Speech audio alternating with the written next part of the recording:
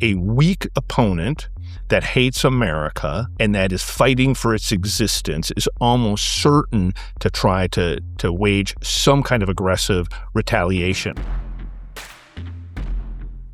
I just had a conversation with a couple of our reporters. Here are the three things that I learned. One, nothing before Thursday when there's a meeting in Geneva. So there's no attack on Iran that's imminent. Second, the number of people inside who want an attack isn't as big as the coverage reflects. Of course, there's only one vote that matters, the guy at the head of the table, the guy whose name is now on the door. But that to me was a very interesting nuance. Very powerful people around the president, some of them coming in from the outside to give him their perspective. And the third is, don't only think in terms of strikes, missiles, bombs. Remember something in the American arsenal, a cyber attack. That could well be a way into Iran, gets their attention, accomplishes the mission. At the very least, look for that to be part of any strike. Right. There's two big problems at the heart of this debate internally. One, nobody's really articulated in a clear way, like, why? Are we there to topple the regime? Are we there to dismantle their nuclear capabilities? Are we there to just try to take another strike and maybe weaken them a little bit more? And that has really animated a lot of this debate internally, that what is our endgame?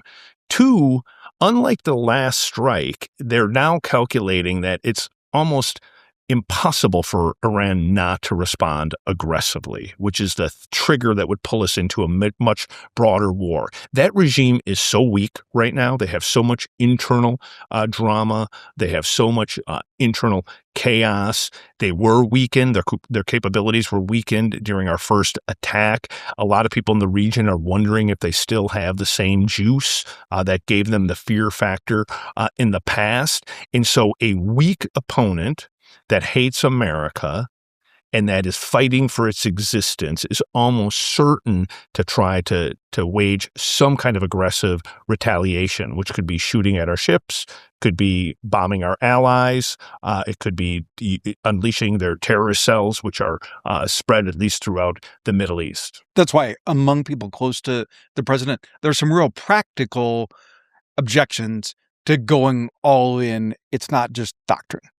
Yeah, and it's like, I think the president, egged on by Bibi in Israel, like wants to project strength. He wants to kind of reorder the Middle East. But I do think this is a case where he maybe impulsively got out rhetorically in front of where the policy debate was internally, which is what you're picking up. Well, and the downrange deployment, the cocked fist. Yes.